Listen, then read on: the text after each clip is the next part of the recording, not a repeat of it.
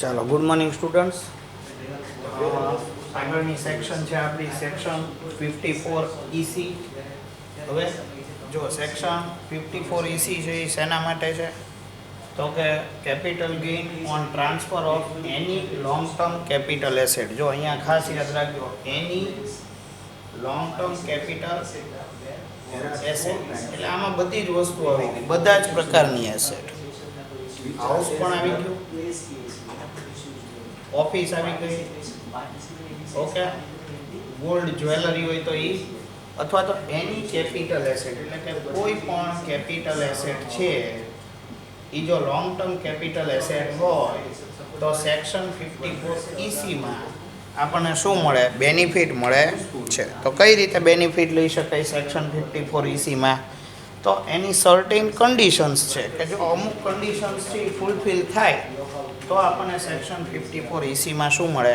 Benefit છે એ મળી શકતો હોય.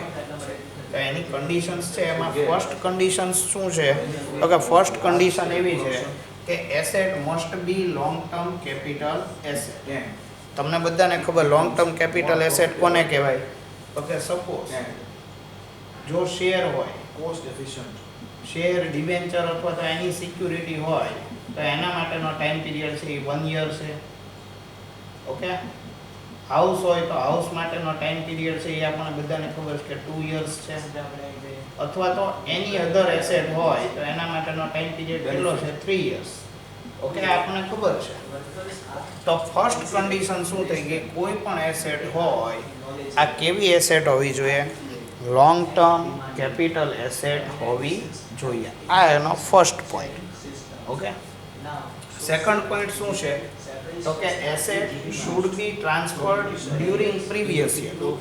સપોઝ આપણું પ્રીવિયસ યર છે એ 2019-20 હોય તો 1st April 2019 to 31st March 2020 તો આ તમારું પ્રીવિયસ યર હોય તો આ જ પ્રીવિયસ યરમાં તમારી એસેટ છે એ સેલ થયેલી હોવી જોઈએ. ખાસ યાદ રાખજો, જ્યાં આગળ વર્ડ આવે છે ટ્રાન્સફર, તમારે સમજી જવાનું કે એસેટ છે એનું શું થયેલું છે? સેલિંગ થયું છે એમ કહેવા માંગે છે. એટલે વર્ડ અહીંયા આગળ યુઝ શું મેં તમને આની પહેલાં કીધું કે જ્યાં આગળ ટ્રાન્સફર્ડ વર્ડ આવે ત્યાં તમારે સમજી લેવાનું કે એસેટ છે એ શું કરવામાં આવેલું છે તો કે એસેટ છે એનું સેલિંગ કરવામાં આવેલું. ઓકે, એટલે આપણો સેકન્ડ પોઈન્ટ શું થઈ ગયો તો કે એસેટ છે એ ક્યારે ટ્રાન્સફર થયેલી હોવી જોઈએ? During the previous year. એટલે કે આપણે જે પણ ટાઈમ પીરિયડને ટાર્ગેટ કરીએ છીએ એ જ યરમાં એનું સેલિંગ છે એ થયેલું હોવું જોઈએ. ઓકે, હવે આગળ થર્ડ પોઈન્ટ તમને આપ્યો. થર્ડ પોઈન્ટ આપ્યો એમાં એમ કીધું કે ઇન્વેસ્ટેડ ઇન NHAI અને RECA. જો આ ખાસ યાદ રાખજો, આના ફૂલ ફોર્મ તમને પૂછાતા તો અત્યારે નથી પણ તમને ખબર હોવી જોઈએ. National highway authority of India, આ એનું ફૂલ ફોર્મ છે. ઓકે, એટલે કે નેશનલ હાઈવે ઓથોરિટી ઓફ ઇન્ડિયાના બોન્ડમાં ઇન્વેસ્ટમેન્ટ કરેલું હોવું જોઈએ. ઓકે, પછી સેકન્ડ વર્ડ છે એ છે RECA. RECA means rural electrification corporation limited. Okay, એટલે એનું આ બંને તમે જોવા જશો તો આમ બેઝિક રિક્વાયરમેન્ટ છે એ કન્ટ્રીની ફૂલફિલ કરે છે. હવે national highway authority of India તમે વિચારો તો એનું કામ શું છે તો કે ઇન્ફ્રાસ્ટ્રક્ચર છે એ રોડનું ડેવલપ કરવાનું કામ કરે છે. ઇન ઇન્ડિયા ગવર્મેન્ટ ઓથોરિટી છે અને આપણે ડેવલપિંગ કન્ટ્રી છીએ એટલે આપણે હંમેશા ફંડિંગની રિક્વાયરમેન્ટ રહે છે. આ ફંડિંગની રિક્વાયરમેન્ટ છે આપણે કઈ રીતે ફૂલફિલ કરશે ગવર્મેન્ટ?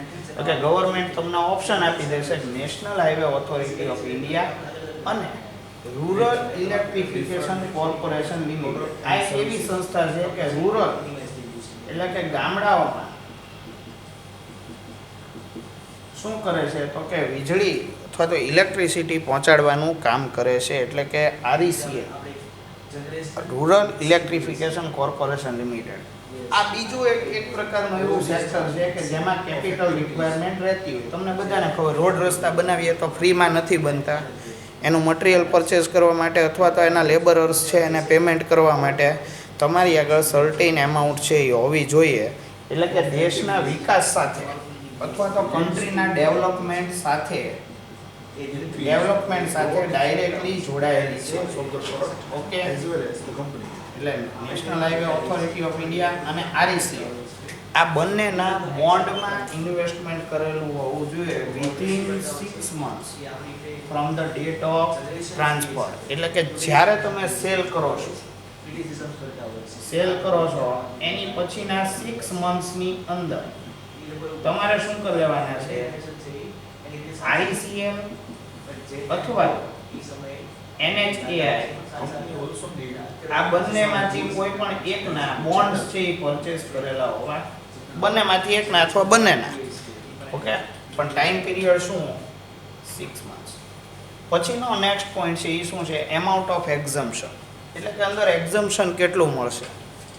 તો જેટલો તમારો કેપિટલ ગેઇન હોય એનાથી વધારે રકમનું જો તમે ઇન્વેસ્ટમેન્ટ કર્યું હોય તો તમને કેપિટલ ગેઇન જેટલી એમાઉન્ટ છે એ ફરીથી એક વખત આપણે જોઈએ. તો આની પહેલાની સેક્શન્સમાં પણ મેં તમને સમજાવેલું છે, ફરીથી એક વખત સમજાવી દઉં કે સપોઝ તમે સેલિંગ પ્રાઇસ છે એ તમારી 15 લાખ છે,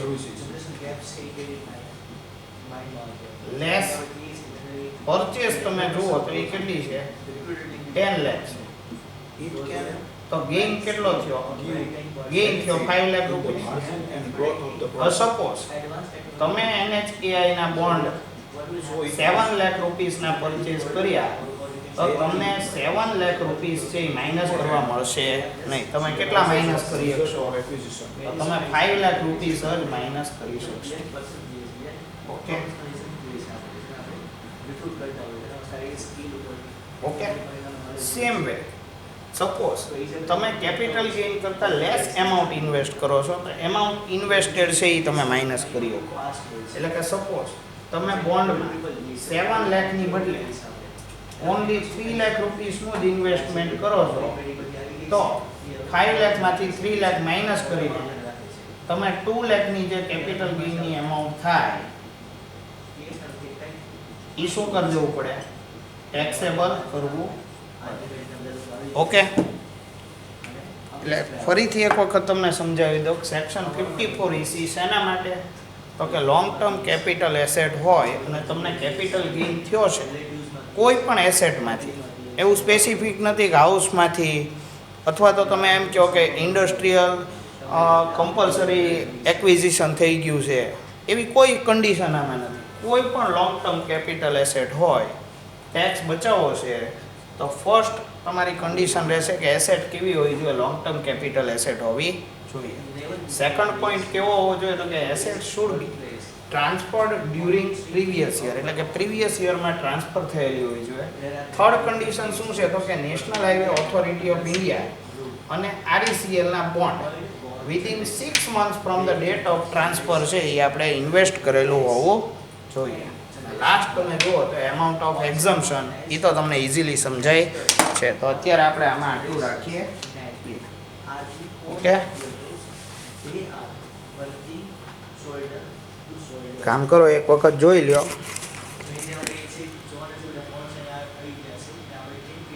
ઓકે,